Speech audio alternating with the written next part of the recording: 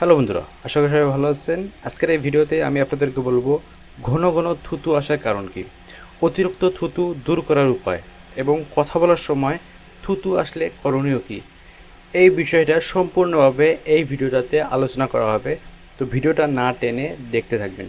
ভিডিওর শেষে যদি ভালো লেগে থাকে ভিডিওটা লাইক করবেন এবং আপনাদের ফ্রেন্ডের সাথে শেয়ার করতে ভুলবেন না। ঘন ঘন থুতু আসার অনেকটা কারণ রয়েছে, তার মধ্যে উল্লেখযোগ্য কয়েকটা কারণ আমি আপনাদের সামনে তুলে ধরব।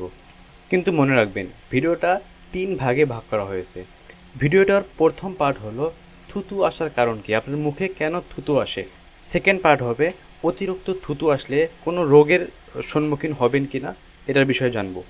এবং ভিডিওটার শেষ পার্ট হবে থুতু কমানোর কোনো ঘরোয়া উপায় আছে কি না সেটার বিষয়ে এই ভিডিওটার শেষ পার্টে জানব। চলুন আমরা থুতু আসার কারণগুলো জেনে নিই।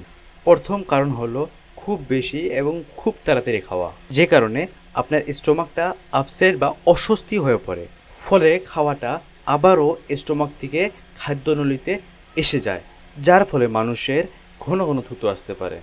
ঘন ঘন থুতু আসার সেকেন্ড কারণ হলো, 2 নম্বর কারণ হলো পেট খালি হতে দেরি হওয়া। এখন আবার বলতে পারবেন আপনারা, পেট খালি হতে দেরি হবে কেন? পেট খালি হতে দেরি হওয়ার 2টা কারণ থাকতে পারে। একটা হলো অতিরিক্ত খাওয়া।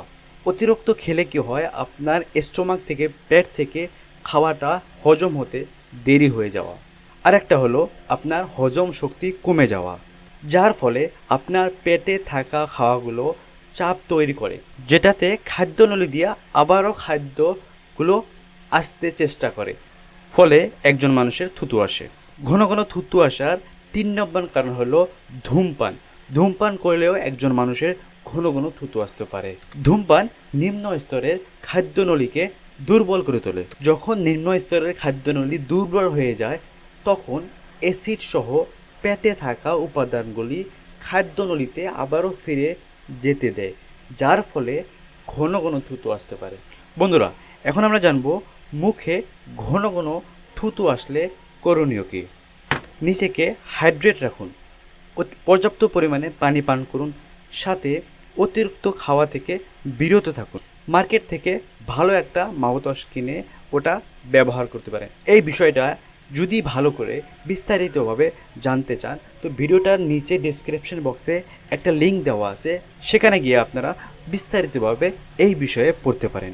আশা করি ভিডিওটা ভালো লাগছে। যদি ভালো লেগে থাকে লাইক এবং শেয়ার, সাথে আমাদের এই নতুন চ্যানেলটাকে সাবস্ক্রাইব করতে ভুলবেন না, যাতে যখনই আমরা নতুন ভিডিও আপলোড করি আপনাদের মোবাইলে নোটিফিকেশন যায়।